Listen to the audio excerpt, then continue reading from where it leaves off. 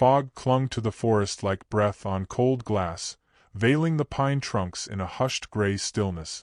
Beneath the canopy, the wind whispered through brittle needles, and the damp air carried the scent of wet soil and ash, an odor Elias Cutter had come to know all too well since the end of the war.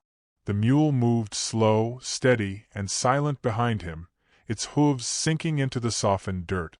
2 burlap sacks hung across its back, stained and heavy. They thudded softly with each step, lifeless as butchered game. Elias didn't look at them. He couldn't, not yet. He walked like a man chasing ghosts.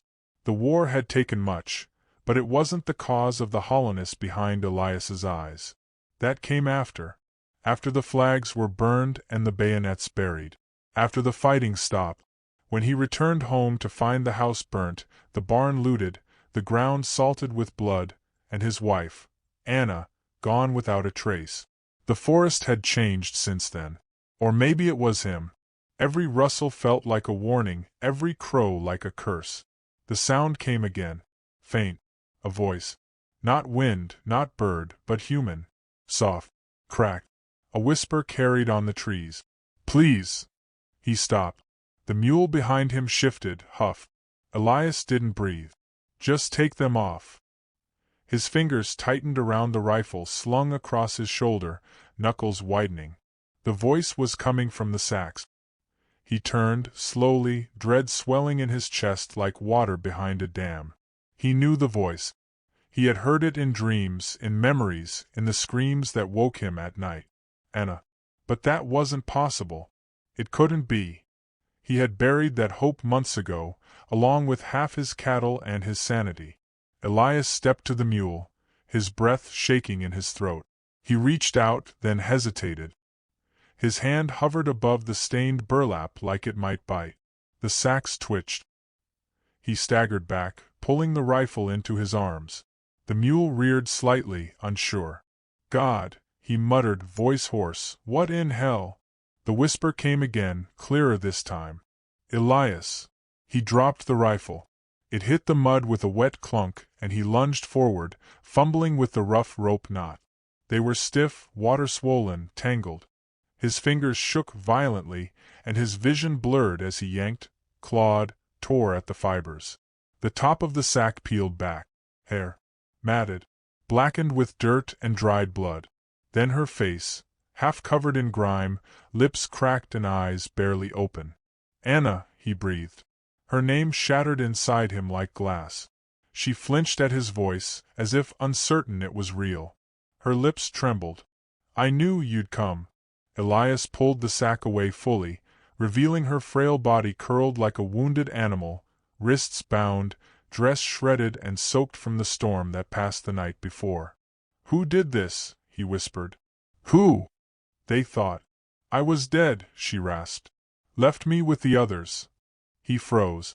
Others. She shook her head weakly. Her mouth opened again but no words came, only a dry wheeze, and then she slumped forward into his arms. He caught her, knees sinking into the mud. His chest heaved, not from exertion but something deeper, something breaking loose inside him. The last time he'd held her was the morning of the fire. He'd kissed her cheek, saddled his horse, and promised he'd be back before dark. He hadn't been. And now here she was, barely breathing, tied in a sack like discarded meat. Elias unwrapped the bindings from her wrists and hands, which were raw and blistered. He pulled his coat off and wrapped her in it. The mule shifted again behind him, anxious. The woods were watching. His eyes scanned the treeline. The pines stood tall, still, but something felt off. A silence too deep. A stillness too deliberate. He had walked this path too many times not to know when he wasn't alone. He slung Anna into his arms, light as nothing, and turned back toward the trail. The mule followed, obedient and unnerved. He didn't speak again, not to her, not to the trees. Words were dangerous out here. As he moved, his thoughts turned frantic, jumping from memory to memory. Anna's letters during the war. Her voice reading aloud from the old book of Psalms. The time she had chased him through the fields after he scared her with a frog, laughing like she had all the time in the world. He hadn't heard her laugh since. The trail narrowed ahead, choked with brush. He stopped again and knelt to adjust Anna's weight. Her breathing was shallow but steady. Her lips twitched. "Don't let them find me," she murmured. "Who?" he asked, voice low. Her eyes fluttered open for half a heartbeat. "They wore blue. But they weren't soldiers." Elias felt his stomach twist. Blue. Union coats, maybe. Or stolen ones. Raiders. Bandits. Deserters. The kind of men who killed for fun and hid behind the symbols of dead wars. He moved faster now, pushing through undergrowth, ignoring the sting of thorns, the pull of exhaustion in his legs. They had to get clear of the woods before nightfall. He reached a ridge and paused, breathing hard.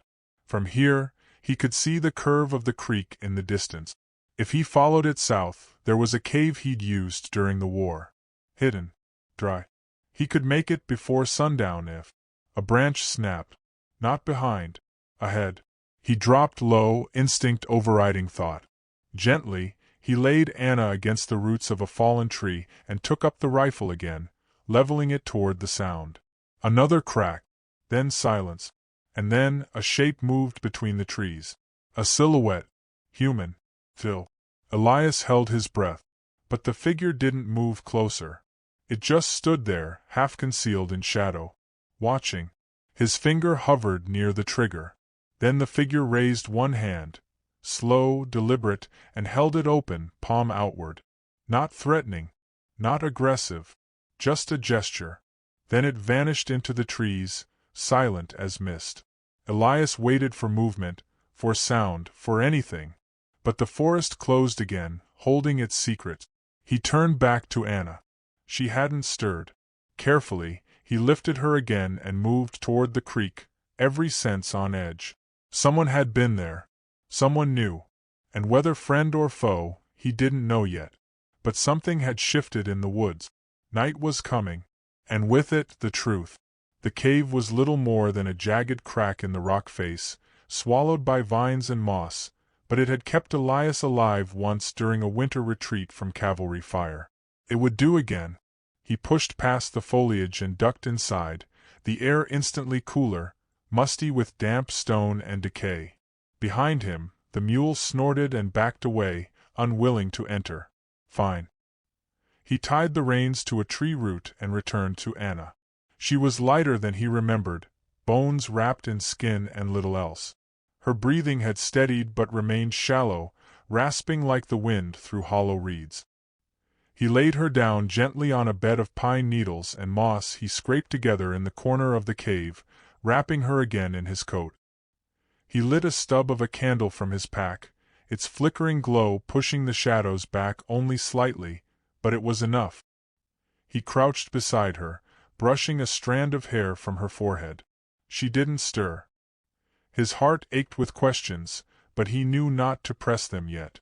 Not when the color in her face was still more gray than flesh. Not when her body bore the bruises of some unspeakable cruelty. Outside, the forest darkened, and the first sounds of night crept in, owls, crickets, and something heavier, movement that didn't belong to anything wild. Elias stood, rifle in hand, and watched the tree lean from the mouth of the cave. The figure from before lingered in his mind. That outstretched hand. That deliberate stillness. He didn't know if it meant mercy or warning. The candle flickered behind him. He turned. Anna was awake, barely, her eyes tracking him in the low light. "You found me," she said. Her voice was sandpaper. Elias crouched beside her again. "I almost didn't." She closed her eyes, swallowing hard. "They killed the rest." His chest tightened. "The others you mentioned?" She nodded weakly. 3 women taken from farms. Same as me. Same men. Blue coats. Faces I didn't know. Elias sat back, his jaw clenched. It fit the stories he'd heard. Former soldiers turned raiders, too broken to return to their homes, too cruel to seek peace. Some wore the trappings of armies long dissolved, just to keep the world afraid of them. "What did they want?" he asked quietly. Anna's eyes filled. Whatever they could take. The silence that followed was long and unbearable. He reached for her hand, holding it gently. Her fingers twitched. "I'm going to fix this," he said. "I'll make them pay." "No," she whispered. "Don't go after them. You think I'll just let them vanish into the pines?" She turned her head, pain etched deep. "You're all I have left." Her words landed like a stone to the chest. Elias stared at the floor. Outside, a branch cracked again. He looked toward the trees, body tensed. A shadow passed through the brush, deliberate, unhurried. This time, Elias didn't raise the rifle. The figure emerged into faint candlelight. A man. Tall, wrapped in dark leathers and furs, face painted in ash and ochre. His eyes, black as obsidian, met Elias's with quiet intensity. He said nothing. Just stood at the edge of the cave's mouth, waiting. Elias stood, uncertain. "You were the one watching," he said. The man nodded once. A slow, weighty gesture. "Friend or foe?" Elias asked. No answer. The silence stretched until Anna coughed behind him, weak and wet. The stranger's gaze flicked to her, then back to Elias. He stepped forward, knelt beside the sack Elias had torn open earlier, and reached into it. He pulled out something wrapped in oilcloth. Elias moved to stop him, then hesitated. The stranger unwrapped the bundle. Dried herbs, root shavings, and something that looked like pine sap hardened into a puck. He looked to Elias, then to Anna again. "You're a healer," Elias said. Still no words. The man simply turned to the cave wall and crushed some of the herbs under a rock, mixing them into water from a canteen. Then he poured the liquid into a small cup from his belt and handed it to Elias. "Why help us?" Elias asked. The man's eyes were unreadable. He tapped his own chest, then motioned toward Anna and finally to the trees. Elias didn't understand, but he saw the urgency. He took the cup and knelt beside Anna. "Drink," he said, lifting her gently. "It'll help." She did, barely able to swallow. Her breathing eased a little. Elias looked back to the stranger, who now crouched near the cave entrance, watching the dark with the focus of a hunter. "You know who did this," Elias said. The man didn't respond. Instead, he reached into his satchel and drew out a strip of fabric, blue wool, torn and blood-stained. "Military. Union." Elias stared. "Where?" The man pointed southeast, deeper into the forest. Then he drew a symbol in the dirt with a stick, a triangle with a line through it. Elias didn't recognize it. The stranger stood, motioned for Elias to follow. "No," Elias said. "Not now. She can't be moved." The man paused, waited. Then, slowly, he turned and walked back into the darkness, vanishing without a sound. Elias sat down hard. The forest swallowed the stranger like it had swallowed everything else. Anna slept again, breathing steadier now. Elias kept watch until the candle died, and then longer still, into the cold stretch of night. Morning came shrouded in mist. Elias left long enough to refill his canteen from the creek and check the mule. When he returned, Anna was awake, stronger. "He's not from here," she said softly. "You know him?" "I saw him, after they left us for dead. He buried the others, watched over me, but never spoke." "Why?" She looked toward the trees. "He's lost something too." That struck Elias harder than he expected. It felt like something true, something old. He paced, thinking. If they're camped nearby, I could end this. Anna shook her head. "That's not who you are." He knelt beside her. "It is now." She took his hand, weak but firm. "If you go, don't go alone." Elias looked toward the path where the stranger had vanished. "I may not have a choice." That night, as the fire died to coals and the forest pressed in, Elias stepped outside. Moonlight glinted on something wedged in the roots nearby. He crouched and picked it up. A carved piece of bone. The same symbol from before, the triangle with the line. A message. The stranger was waiting. And Elias was ready. Dawn came with a sky the color of old steel. The mist clung to the pines like it refused to let the forest breathe. Elias stood at the edge of the trees, Anna still sleeping behind him in the cave, her breath steadier than before. The bone talisman felt heavy in his hand, simple, carved, and deliberate. He turned it over again, tracing the symbol. It wasn't a warning. It was an invitation. He tightened the straps on his gear, checked the rifle, and stepped into the underbrush. Each footfall felt louder than it should have, twigs snapping like gunshots in the silence. He moved low, cautious, but with purpose. The trail revealed itself slowly, not in footprints, but in signs meant for those who knew where to look. A single feather hung on a low branch. A stone moved just enough to catch the light. Symbols etched faintly into bark. And then, finally, the man. He stood at a ridge overlooking a burnt field where tall grass once grew. Black ash covered the earth. A circle of rocks lay in the center, fire pit abandoned. Elias approached quietly, the rifle slung over his shoulder. The stranger didn't turn, but Elias knew he'd been seen long before stepping into view. "You knew I'd come," Elias said. The man gave a slow nod. "What's this place?" The stranger pointed to the fire pit, then to himself, then back to the trees. "This was yours," Elias realized. "Your home." The man's jaw tightened. "Did they do this?" No reply, but the pain in his eyes answered well enough. Elias stepped forward, crouched by the rocks. Among the ash, he found charred remnants of bone. Small. Too small. The air left his lungs. "Family!" The man didn't move. He just stared at the horizon where the smoke of another fire, fresh, rose into the sky. Elias stood. "How many of them are there?" The man held up 5 fingers. "You sure?" He nodded once, firmly.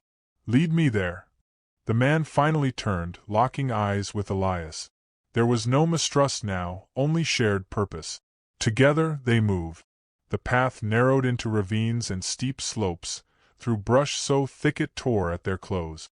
A hawk circled above once, then disappeared behind the canopy. They didn't speak. The language of silence had become their alliance. Hand signals, head tilts, small gestures, their understanding grew with every mile. By midday, they crouched behind a ridge overlooking the enemy camp. 5 men. Hardened. Ragged uniforms and rifles. One was gutting a rabbit. Another cleaned a pistol with the calm of a man who'd done it too many times. Tents cobbled from canvas and stolen cloth flapped in the warm breeze. But it wasn't the men who drew Elias's attention, it was what lay behind them. A wagon. Stained. Familiar. The same wagon used to transport Anna. Blood still crusted its rails. He gripped the rifle tighter. "We hit them now?" he asked. The stranger shook his head. Pointed to the sun, then to the west. "Wait." Elias exhaled. Patience wasn't a luxury he'd known in days. But he nodded. Trust didn't need words.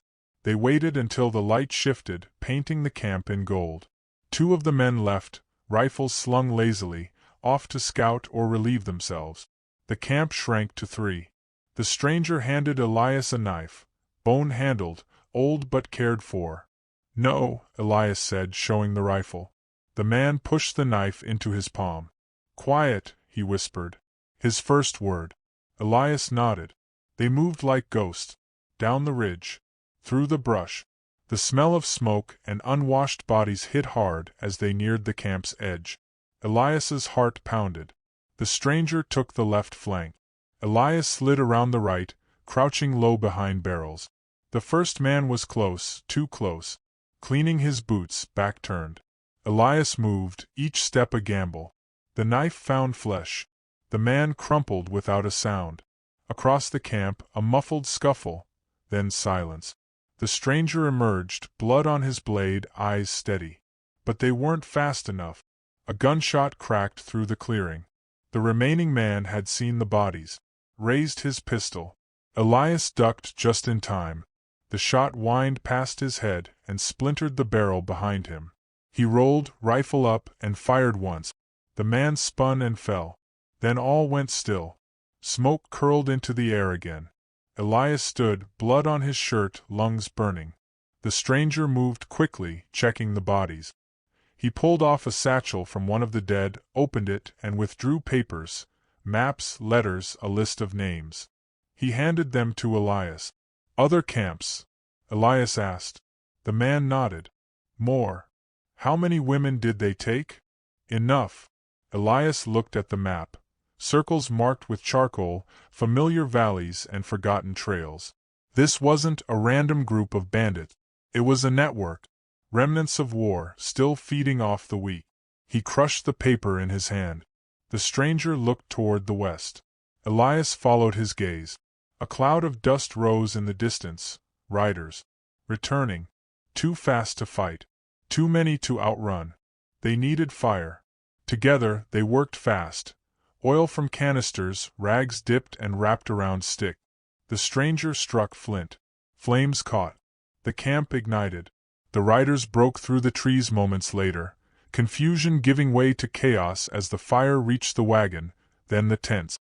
Gunshots rang out, wild and scattered.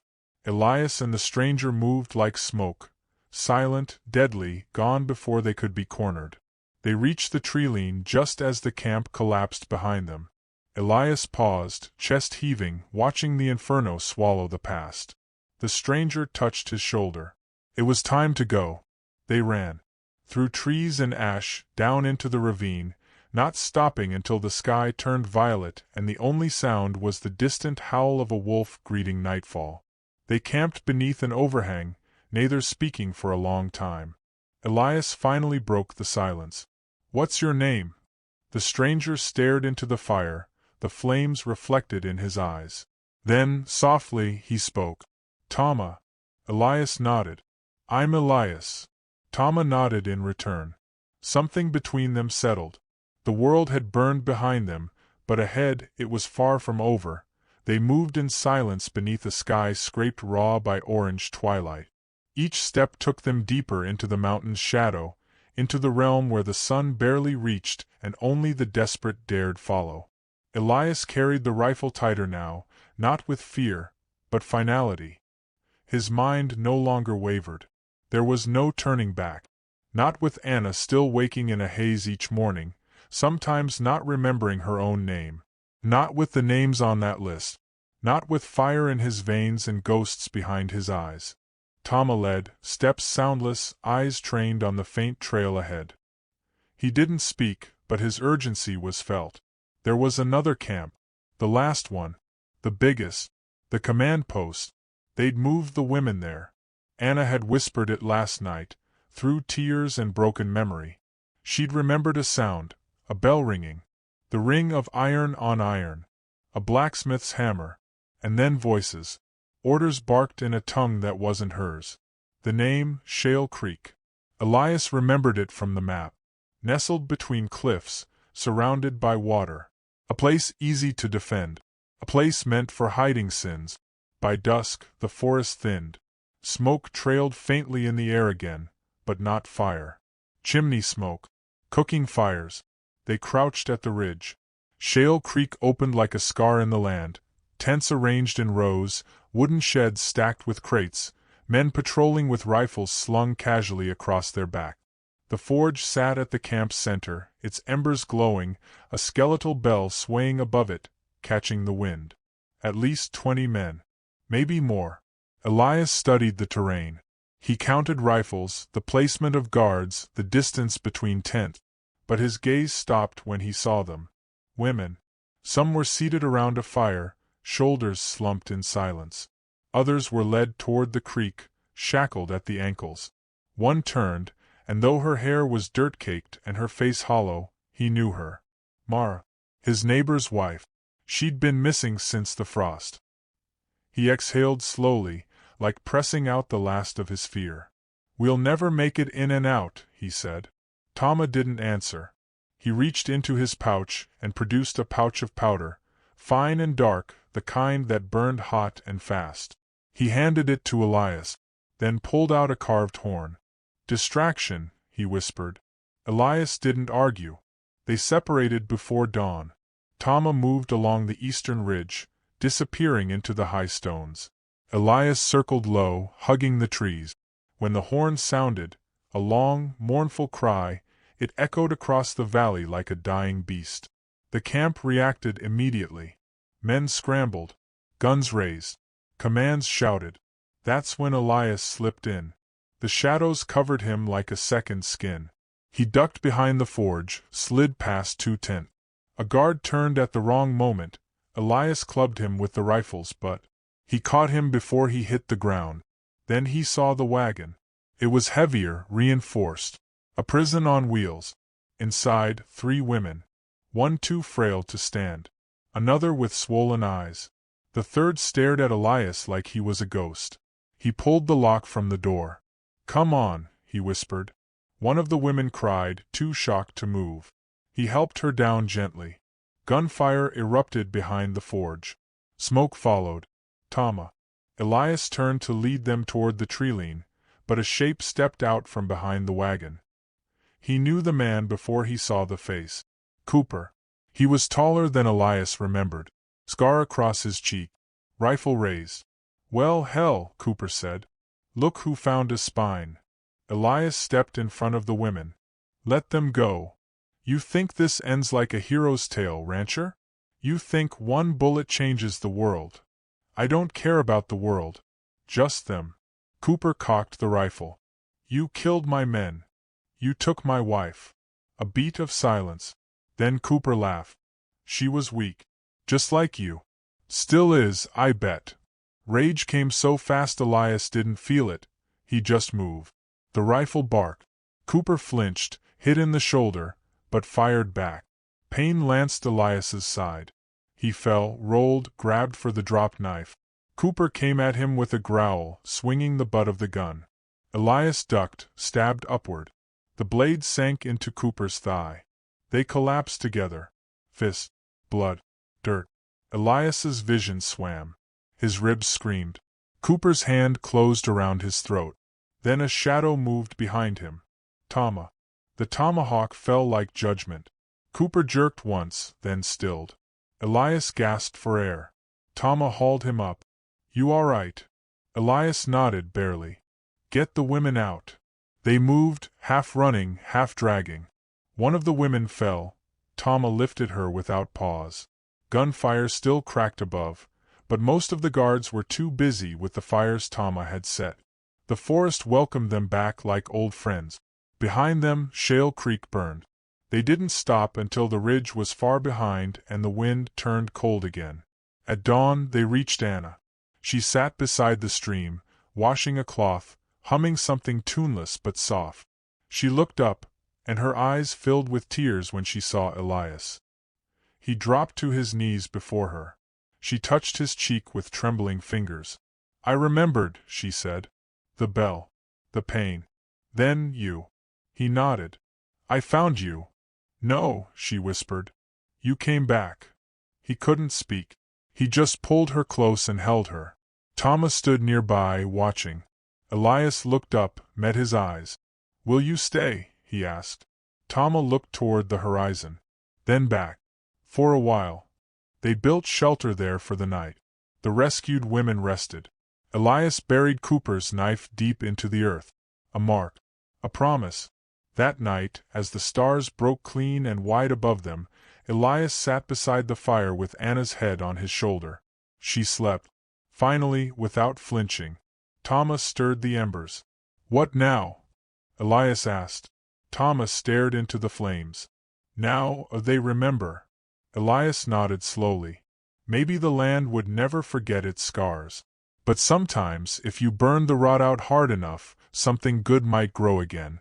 The light faded slow and long across the valley. Not bright, but steady. And that was enough. Hit that subscribe button for more gripping frontier tales, cinematic storytelling, and unforgettable characters. Don't forget to like, comment, and share your thoughts, because every story lives on through those who carry it forward. This is where legends are born and remembered. Join us.